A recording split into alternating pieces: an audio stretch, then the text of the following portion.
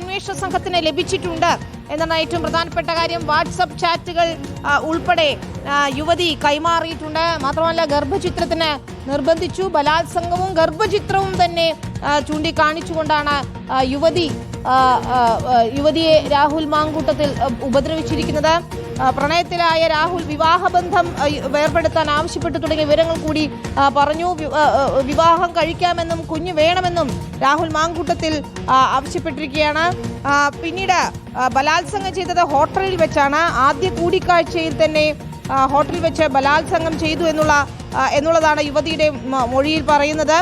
കുഞ്ഞു വേണമെന്ന് നിർബന്ധിക്കുകയും ചെയ്തു. നോക്കൂ, എല്ലാ അതിജീവിതമാരെയും രാഹുൽ മാങ്കൂട്ടത്തിൽ സമാനമായ രീതിയിലാണ് ഇത്തരത്തിൽ സമീപിച്ചിരിക്കുന്നത്. പക്ഷേ കുഞ്ഞു വേണമെന്ന് പറഞ്ഞ രാഹുൽ മാങ്കൂട്ടത്തിൽ ഗർഭിണിയായ സമയത്ത് യുവതിയെ വലിയ രീതിയിൽ അധിക്ഷേപിച്ചു, ഗർഭചിത്രത്തിന് നിർബന്ധിച്ചു. അതിന് പിന്നാലെയാണ് യുവതി ഗർഭചിത്രത്തിന് വിധേയയായ ശേഷം DNA പരിശോധനയ്ക്കായി ഭ്രൂണം സൂക്ഷിച്ചത് എന്നുള്ളതാണ് ഏറ്റവും പ്രധാനപ്പെട്ട കാര്യം. കടുത്ത സമ്മർദ്ദം ചെലുത്തി എന്നതാണ് യുവതിയുടെ മൊഴിയിൽ പറയുന്നത്. ഭീഷണിപ്പെടുത്തി, പിതാവിനെ ഉപദ്രവിക്കുമെന്ന് വരെ ഭീഷണിപ്പെടുത്തുകയും ചെയ്തിട്ടുണ്ട്. റോഷിപാൽ തുടരുന്നു. റോഷിപാൽ, പഴുതടച്ച തെളിവുകൾ ഉൾപ്പെടെ ശേഖരിച്ചുകൊണ്ടാണ് ഈ കേസിൽ അറസ്റ്റ് ചെയ്യുന്നത്. ആദ്യ 2 നമ്മൾ പരാതി കണ്ട അതേ അതിജീവിതമാരെ സമീപിച്ച സമാനമായ രീതിയിൽ തന്നെയാണ് രാഹുൽ മാങ്കൂട്ടത്തിൽ യുവതിയെ സമീപിക്കുകയും ഉപദ്രവിക്കുകയും ഒക്കെ തന്നെ ചെയ്തത്. ഏറ്റവും നിർണായകമായ കാര്യം ഇതിൽ നിർബന്ധിച്ചുള്ള ഗർഭചിത്രം നടന്നിരിക്കുന്നു എന്നുള്ളതാണ്. ഇതിൽ യുവതി കൃത്യമായ തെളിവുകൾ ഉൾപ്പെടെ സൂക്ഷിച്ചിരിക്കുന്നു. അതുകൂടി SITക്ക് കൈമാറിയിരിക്കുന്നു എന്നാണ് മനസ്സിലാക്കുന്നത്. ആദ്യ 2 കേസുകളിലും നിയമവഴിയിലൂടെ തടിതപ്പാൻ ശ്രമിച്ച രാഹുൽ മാങ്കൂട്ടത്തിൽ ഇതാ 3ാമത്തെ കേസിൽ കുടുങ്ങിയിരിക്കുകയാണ്. അല്ലേ റോഷിപാൽ? വിനീത, അങ്ങനെയാണ് 3ാമത്തെ കേസിൽ 3ാമത്തെ യുവതിയുടെ പീഡന പരാതിയിൽ രാഹുൽ മാങ്കൂട്ടത്തിൽ കുടുങ്ങിയിരിക്കുന്നു. ആദ്യത്തെ 2 പരാതികളിൽ കൃത്യമായി രാഹുൽ മാങ്കൂട്ടത്തിൽ പ്രതിരോധം തീർത്തു. ഹൈക്കോടതിയെ സമീപിച്ച മുൻകൂർ ജാമ്യത്തിന് ഉള്ള ശ്രമം നടത്തി. അവിടെ തൽക്കാലത്തെങ്കിലും ഒരു ഇളവ് ലഭിച്ചു. നോട്ട് ടു അറസ്റ്റ് എന്ന ഒരു ഇളവ്. ആ ഇളവിന്റെ പേരിലാണ് രാഹുൽ മാങ്കൂട്ടത്തിന് ഇപ്പോൾ പുറത്തിറങ്ങാൻ കഴിഞ്ഞത്. ആ ഘട്ടത്തിലൊക്കെ ഒരു ഭാഗത്ത് ഈ പീഡനത്തിനിരയായ പെൺകുട്ടികൾക്ക് നേരെ സാമൂഹ്യ മാധ്യമത്തിൽ അതിക്രമവും ഉണ്ടായിരുന്നു. ആദ്യം പരാതി നൽകിയ പെൺകുട്ടിയുടെ അവരുടെ ഐഡന്റിറ്റി ഉൾപ്പെടെ വെളിപ്പെടുത്തുന്ന രീതിയിൽ ചിത്രങ്ങൾ പ്രചരിപ്പിച്ചായിരുന്നു ആക്രമണം.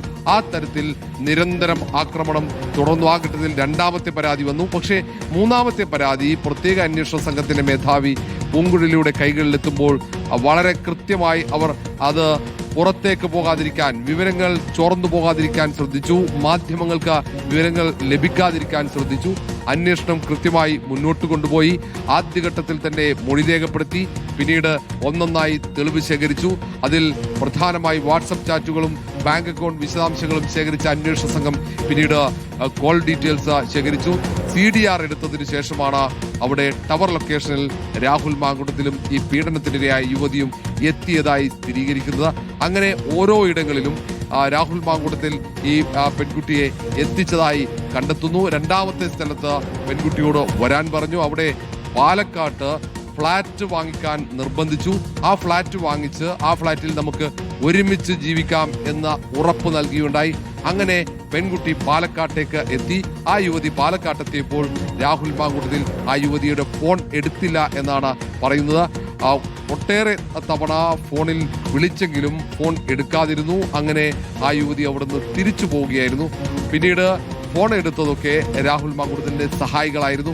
അങ്ങനെ ഈ ഗർഭിണിയാണെന്നറിഞ്ഞതോടെ ഈ യുവതിയുമായുള്ള ബന്ധം വേർപെടുത്താനുള്ള, ബന്ധം വിച്ഛേദിക്കാനുള്ള എല്ലാ നീക്കങ്ങളും രാഹുൽ മാങ്കൂട്ടത്തിന്റെ ഭാഗത്ത് ഉണ്ടായിരുന്നു എന്നതാണ് അന്വേഷണ സംഘത്തിന് നൽകിയ മൊഴി. ആ നീക്കം നടക്കുന്നതിനൊപ്പം തന്നെ അതിന്റെയൊക്കെ കൃത്യമായ തെളിവുകൾ, വാട്സപ്പ് ചാറ്റുകൾ, കോൾ വിശദാംശങ്ങൾ എല്ലാം അന്വേഷണ സംഘം ശേഖരിച്ചിരുന്നു. ഏതായാലും ഏറ്റവും നിർണായക നീക്കം പ്രത്യേക അന്വേഷണ സംഘം നടത്തി എന്നതാണ് ശ്രദ്ധേയമായ കാര്യം. കാരണം രാഹുൽ മാങ്കൂട്ടത്തിൽ ഒരു ഘട്ടത്തിൽ പോലും പ്രതീക്ഷിച്ചിരുന്നില്ല ഇങ്ങനെ ഒരു പരാതി വരുമെന്ന്. കാരണം നിലവിലെ സാഹചര്യത്തിൽ അന്വേഷണ സംഘത്തിന്റെ കണ്ടെത്തൽ 3 യുവതികളെ രാഹുൽ മാങ്കൂട്ടത്തിൽ ഗർഭചിത്രത്തിന് വിധേയമാക്കി എന്നുള്ള കാര്യമാണ്. അതിൽ 2 ഗർഭചിത്രത്തിന് വിധേയരായ യുവതികളാണ് ഇപ്പോൾ പോലീസിൽ പരാതി നൽകിയത്. ആദ്യം പരാതി നൽകിയ യുവതി ഗർഭചിത്രത്തിന് വിധേയായിട്ടുണ്ട്. 2ാമത് പരാതി നൽകിയ കുട്ടി ബലാത്സംഗത്തിന് വിധേയായി. 3ാമത് പരാതി നൽകിയ ഇപ്പോൾ കേസെടുത്ത് കസ്റ്റഡിയിലെടുത്ത ആ കേസിലെ ഇരയായ ആ യുവതിയും ഗർഭചിത്രത്തിന് വിധേയമായിട്ടുണ്ട്. അതിനൊപ്പം തന്നെ മറ്റ് 2 പേർ കൂടിയുണ്ട്. അതിൽ ഒരു പെൺകുട്ടി ഗർഭചിത്രത്തിന് വിധേയമായതാണ്. ആ പെൺകുട്ടി മാനസികാഘാതത്തിലാണ്. അതുകൊണ്ടാണ് ആ പെൺകുട്ടി പരാതിയുമായി പുറത്തേക്ക് വരാത്തത്. അതേപോലെ 5ാമത്തെ പെൺകുട്ടി, ആ പെൺകുട്ടി ഇപ്പോഴും സമാനമായ മാനസികാഘാതമുണ്ട്. അതിനപ്പുറത്തേക്ക് ഭീതിയിലാണ്, ആശങ്കയിലാണ്, പരാതി നൽകാനുള്ള ഭയമുണ്ട്. അങ്ങനെ നിലവിൽ അന്വേഷണ സംഘം 5 പെൺകുട്ടികളെ കണ്ടെത്തിയിരിക്കുന്നു. 6ാമത്തെ പെൺകുട്ടി സംബന്ധിച്ച് കൃത്യമായി വിവരം ശേഖരിക്കാൻ അന്വേഷണ സംഘത്തിന് കഴിഞ്ഞു. അങ്ങനെ ഒരു പരമ്പര, ഒരു ലൈംഗിക പീഡനത്തിന്റെ, രാജ്യം കാണാത്ത, കേരളം കാണാത്ത തരത്തിലുള്ള ഒരു ലൈംഗിക പീഡനത്തിന്റെ ഒരു പരമ്പരയാണ് രാഹുൽ മാങ്കൂട്ടത്തിന്റെ ഭാഗത്തുനിന്നുണ്ടായത്. അത് ക്രൂരമായ ലൈംഗിക പീഡനം നടത്തുമ്പോൾ ആദ്യം സൗഹൃദം സ്ഥാപിക്കുന്നു. എല്ലാവരോടും ഒരേ തരത്തിലുള്ള സൗഹൃദം സ്ഥാപിക്കുന്നു. അവരോട് വിവാഹ വാഗ്ദാനം നൽകുന്നു. അങ്ങനെ ഒരുമിച്ച് ജീവിക്കാമെന്ന് പറയുന്നു. ആദ്യ കൂടിക്കാഴ്ചയിൽ ബലാത്സംഗമാണ്. അതിനുശേഷം പിന്നീട് കല്യാണത്തിനെ കുറിച്ച് ചർച്ച ചെയ്യും. പിന്നീട് പതുക്കെ അവരുമായുള്ള ബന്ധം വേർപ്പെടുത്തും. 3 യുവതികൾ പരാതി നൽകിയവരോടും ഒരേപോലെ നിങ്ങളുടെ കുട്ടിയെ എനിക്ക് വേണം എന്ന് ആവശ്യപ്പെടുന്നുണ്ട് രാഹുൽ മാങ്കൂട്ടത്തിൽ.